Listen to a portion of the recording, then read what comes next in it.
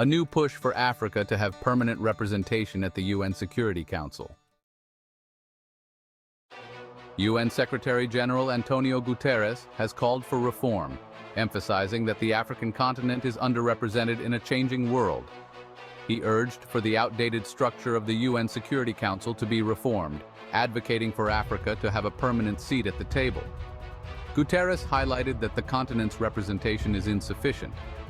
During a high-level debate on Monday, the Secretary-General stated that the composition of the UNSC has not kept pace with the evolving global landscape.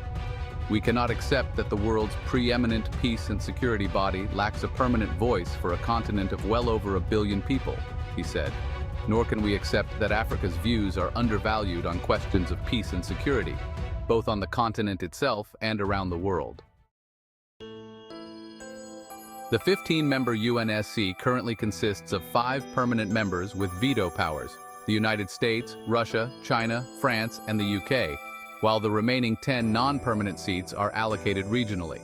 The Council is dominated by 2 groupings: the Western Alliance, which includes the USA, UK, and France, and the European continent, with Russia, UK, and France, with only 1 member from Asia, which is China, and none from Africa. The 10 rotating seats include 3 for African states, 2 each for Asia-Pacific, Latin America and the Caribbean, and Western Europe and other states, and 1 for Eastern Europe. Earlier this year, in 2024, the United Nations Security Council called for the role of African countries to be strengthened in addressing global security and development challenges. UN General Assembly President Denis Francis stated during the debate that the UN must reflect the current world. The fact that Africa continues to be manifestly underrepresented on the Security Council is simply wrong, offending both the principles of equity and inclusion, he said.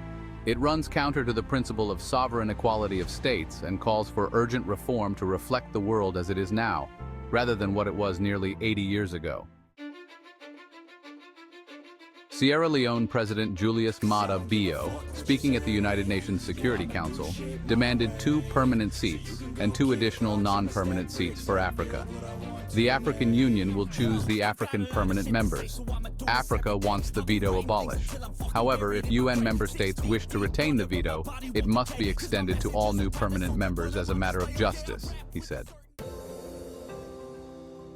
Carlos Lopez, a professor at the University of Cape Town and former High Representative for the African Union, told Al Jazeera that while African attempts to gain better representation are not new, current geopolitics make this moment particularly favorable. There's a competition for Africa's votes.